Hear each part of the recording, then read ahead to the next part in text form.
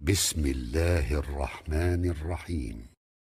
Aşıkan daim liqaye dost midarend dost.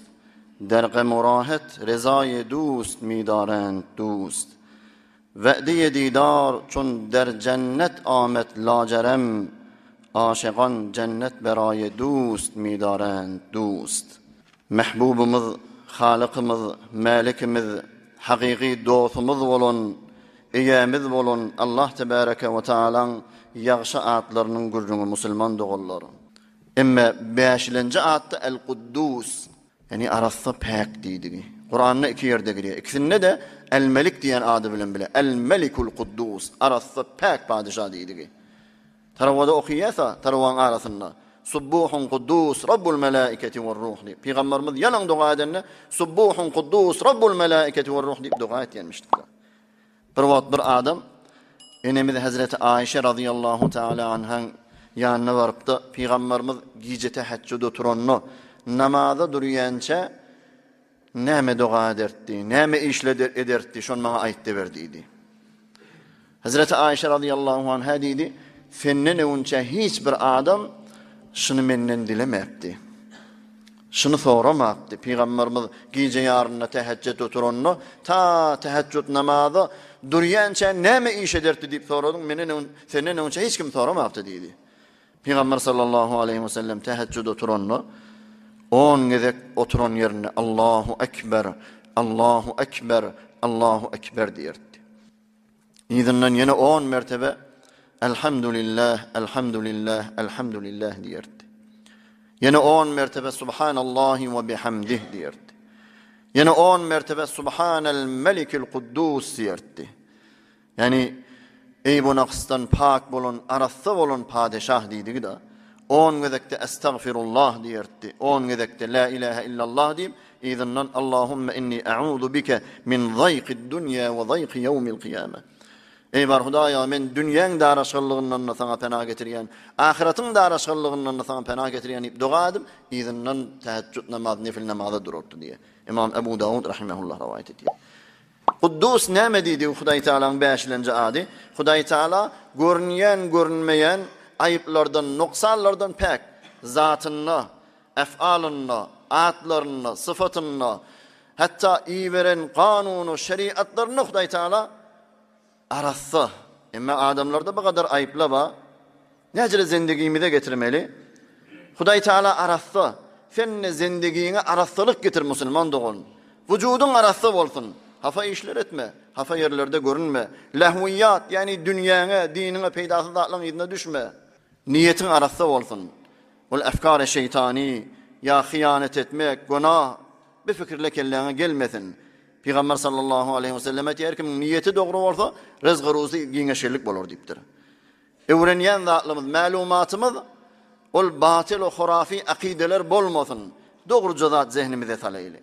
Azab ve cevarihlerimiz arası saklamalı. Hudaý Taala'nın Kuddus diyen adını zindegimize getirecek bolsam. Eğer gözün bilen haram gözlesen, kulun bilen haram eşten, kıyamet gününe gözünü kuluna enuk kuyulur deyiptir. Enuk näme? Kurşun uyulur deyiptir. Ey bir kılcağız gözüne gidenne, kulağına gidenne ne kadar inciyen. Emme kulağın bilen haram eşten, gözün bilen haram gözlesen, onun kulağına kurşun uyulur deyiptir Peygamber sallallahu aleyhi ve sellem. Elin, ayağın, zindegin arası olsun. Yani şeriatın bernamesi bilen bol. Umrun arası olsun. Havuzatlara sürünüş. Hatta gariziye cinsin arası yolun, halal yolun bolsun. Oturuyan yerlen, barıp kumarhanalarda şeytanın üşüyen yerlerine oturma. Ya işin başında bol, ya öyünde dinan oğlunun yanında bol, ya mescitte, hücrede, yaxşı yerlerde, celesat-ı dinide otur. Kalbin arası olsun. Kineden, kuduretten, hesadetten. Kuddus diyen adını Hudaý Taala'nın eger zendegiğine getirecek bolsun. Hudaý Taala hadis kudusiyetinde näme diye? Ey adam diye. Adamın gözleyen yerine barha arasıladın. Toya gidecek bolunda ne kadar üstü başına, saçına, ennamına yetişen. Öyün ne kadar arasılayan, ayımın dekoru falanca artta kalmasıla deyip, maşinin her günde yuptun. Ne kadar sen milletin görüyen yerine arasılayan. Emme, efela tetahharta menzari sa'a. Men gözleyen yerim kalbine dahim. Ne deyip men gözleyen yerim arasılamayan bir lehze deyip aytıyor. Müslüman doğullar. Yaşayan yerin, öyün, Öýüňde mewaty muhadder bilen, ya mubtezel filmler bilen, kafirlaň suratlar bilen, kafirlaň filmler bilen hafala goýma musulman dogan. Ol ýaşaýan oglanjyklar, begünah, zenanan, olaň munharif bolmaklygyna sebep bolýar. Luqman kullu lahmin nabata min al-haram fan-naru awla bi. Her bir etiki haramdan önüwetse ot oňa mustahakdyr diýip aýtdy. Ot oňa gelişýändir diýip aýtdy. Hem özümizi hem de döwrekdaşymyz jamiany. İbrahim ibn Edhem diýen öwliýa hem meňi tanýýaňyz. Bir ýoldan geçip barýardy diýe.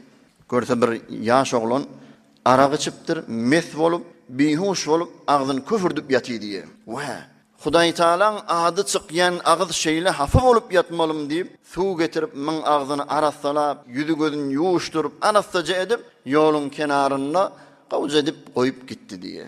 Huşuna gelenine aýtdylar, ey adam diýdiler. Bilýärmi kim arasalady seni? Hudaý Taalaň dosy İbrahim ibn Edhem arasalady ha seni.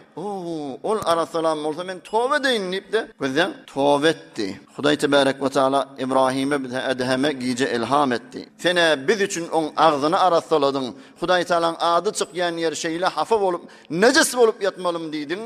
Biz de sen üçin seni gawurup on galbini arassaladyk diye. Bir gün namazdan, erti namazdan evunça mescide gitti diye İbrahim ibn Edhem kuddise sirru. Görse bir adam zahar o tezerru bilen hevra ağlap, engrep, Hudaýa ýalbaryp, doga edip namaz okuýardy. Bir mahallede minjira adam ýok ýalatdy diye. Kim käbi diýip namazdan sonra erti namaz okuýandan sonra soraýa kim bolýan sen diye. Onu ol Hudaý ke meni hidayet etdi, men hal ýagdaýymdan sana habar beren rahim diye. Gözden bir awliya Allah bolupdyr musulman dogalary. Yani senne döwrekdaşyň gözde bir musulman doganyň ahadaşyp be. Eger Kuddus diýen Hudaý Taalaň ahadyny zindegimize getirjek bolsak, özümiz, hanabadamyz, innamyz, oturýan ýerlerimiz, döwrekdaşymyz Hudaý Taalaň halamaýan zatlaryndan arassalayly. Emma bu adyň hawasyndan bir jedäne, haýsy bir adam gün ağandan sonra, yani öýlen wagty girenden sonra Hudaý Taalaň şu Kuddus diýen adyny, ya Kuddus, ya Kuddus, ya Kuddus bir näçe gedek 10 gedek bolar, 5 gedek bolar, öz wagtyň çatdygyna görä aýdyp da şonu günne özüne wur desse Hudaý Taala ýüregine näme emraze ruhi bolsa kineden, hesadetden, kuduretden kän soralýar da eş ýüregi dogrulap bolmaýar. Näjire dogrulmaly?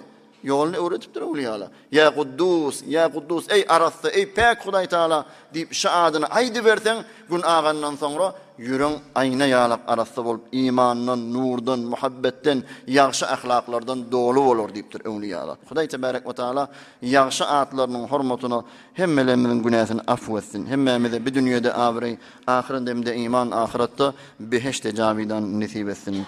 برای مشاهده ویدیوهای بیشتر و کانال یوتیوب سخنرانی های علمای ترکمن سر بزنید، مشترک بشید و منتشر کنید، اجر ببرید.